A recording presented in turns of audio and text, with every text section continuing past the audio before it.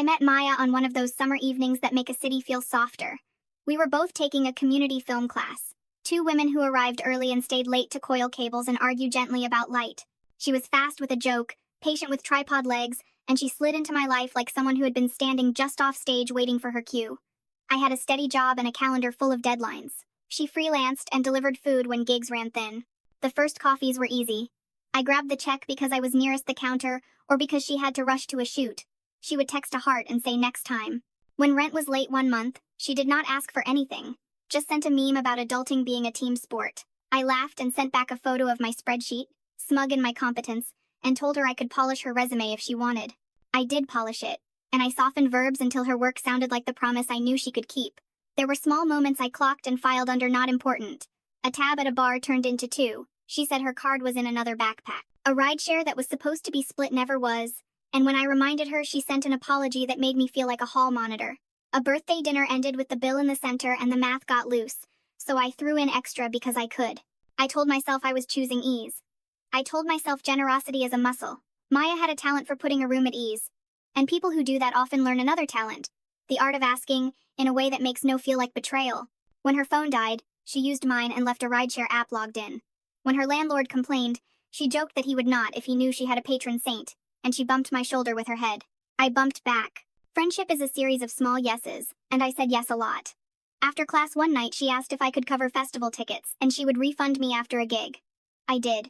The next week, she sent 3 separate requests for small things: a fee, a trial, a deposit to hold studio time. Each ask had reasons like lace, delicate and pretty, and it felt mean to tear it. We talked about making a short together. We talked about road trips and residencies and a life bigger than rent. If I noticed new boots on her feet, I did not put them in the same sentence as the money I had fronted. If I saw unopened envelopes in her bag, I told myself I respected privacy. I was proud of being a friend who did not keep score. I was not keeping score. I was simply not looking at the scoreboard. The reveal did not arrive as a confession. It arrived as a joke told too loud at the wrong table. We were at a birthday party in a backyard strung with lights, a generous space that made you believe people could be their best selves. I had stepped inside to refill the ice bowl. When I came back out, I heard Maya in a circle near the fence telling a story that had my name in it. I stopped because our names make us stop. She said with a laugh that was half champagne and half knife, "My friend is an ATM with a personality, and everyone needs one of those." The circle laughed. Someone snapped their fingers and said goals. Another person asked how to apply. I stood there with a plastic scoop in my hand and felt the world tilt a few degrees. She saw me and did not flinch. She opened her arms and said, "Speak of the angel," and pulled me in like I had arrived to bless the bit. I made a joke about the bank being closed on Sundays. My voice sounded like it was wearing shoes that did not fit. The talk scattered. She squeezed my hand and whispered, "Do not be mad, I am just making stories," and went to fetch me cake I did not want. I left early. In the car, I turned off the radio and let the silence burn. Words people say about you when they think they are safe are a different currency than the words they say in your kitchen. I replayed months in fast cuts. The tabs, the rides, the small asks that had sounded like birds, and were maybe valves. Then my phone buzzed. A request, $190 for a camera rental. She said she had to return that night to avoid late fees. The note said, "You are life. I will pay you back in 2 days." I stared until the screen dimmed. The next morning I looked. Not accuse, look. I opened my payment apps and scrolled. The list was long, a pattern drawn in gray text. I built a quiet spreadsheet, because spreadsheets are how I calm storms. Date, amount, purpose, promised return. In a second column I tracked actual return. Some paybacks existed, small and late. Many had dissolved into the kind of silence people call busy. I added the total. The number was large enough to explain why my savings had felt thinner without a headline. I checked messages. I found a thread where she had asked me to hold a hotel booking because her card was acting up. I had held it for a weekend away that I did not attend. The charge sat in my statements like a docile animal. I called a mutual friend, Noor, a face I trust. I told her I was confused and did not want to be paranoid.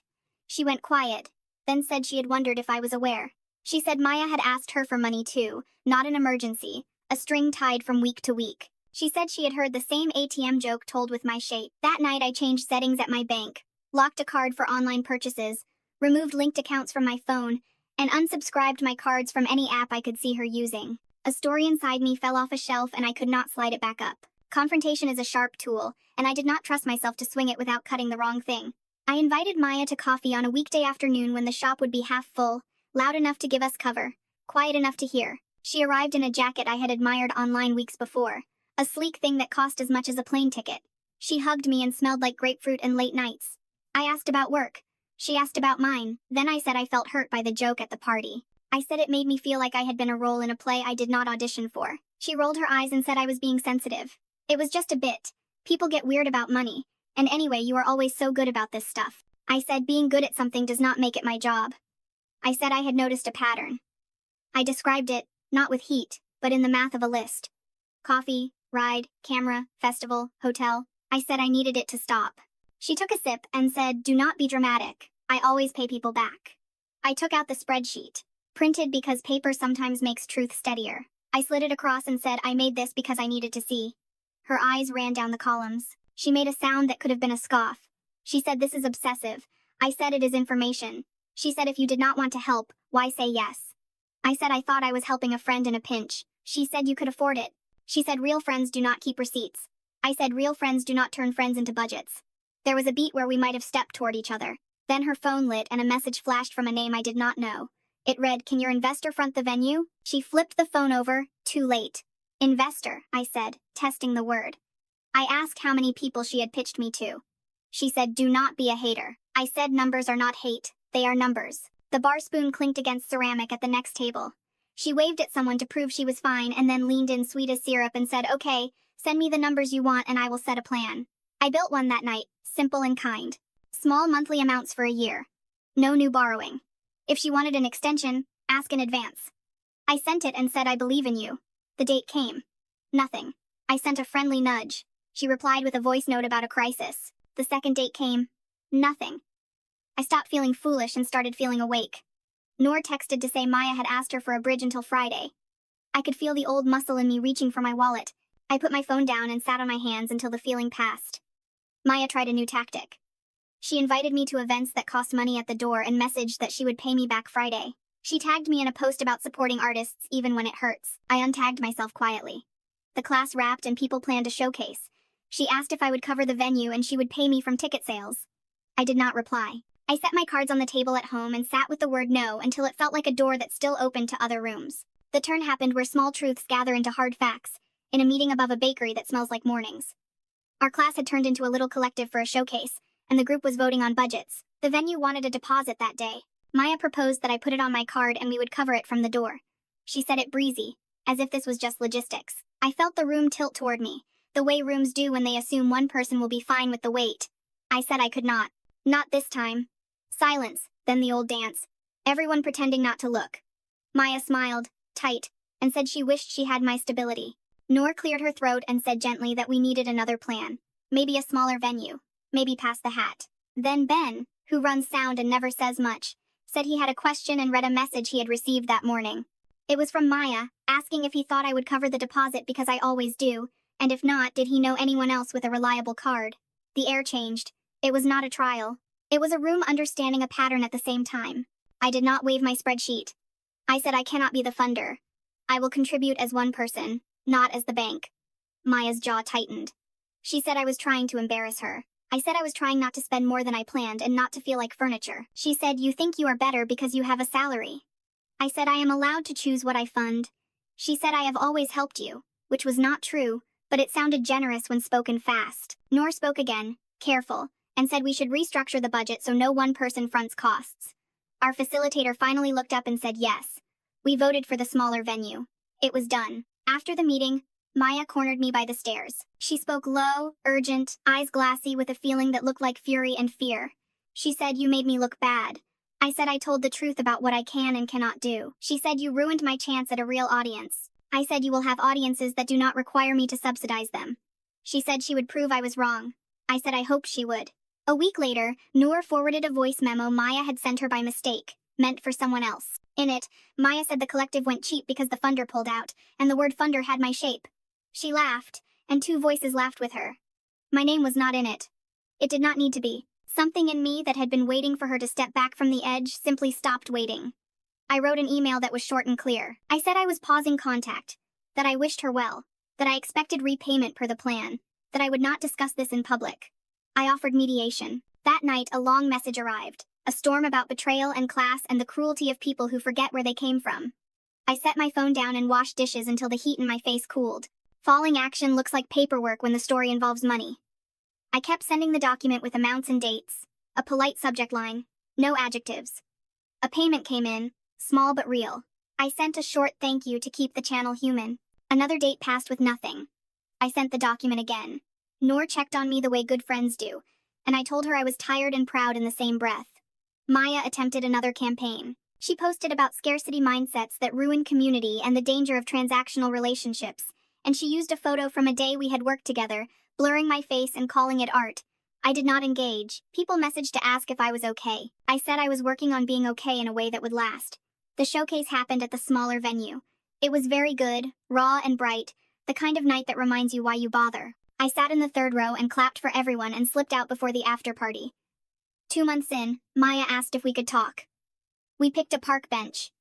She arrived late and looked thinner. She apologized for the joke, for the memo, for turning me into a character. She cried a little. She said she had started therapy. She said she would keep paying even if it took a year. I said thank you. I said I cared about her and also I could not be her lender in any size. I said I wanted her in my life in ways that did not touch my cards. She nodded and then asked if I could spot her bus fare. I smiled and said my budget is closed to loans, and then I handed her 2 single ride tickets I had bought for myself, because I am not a stone.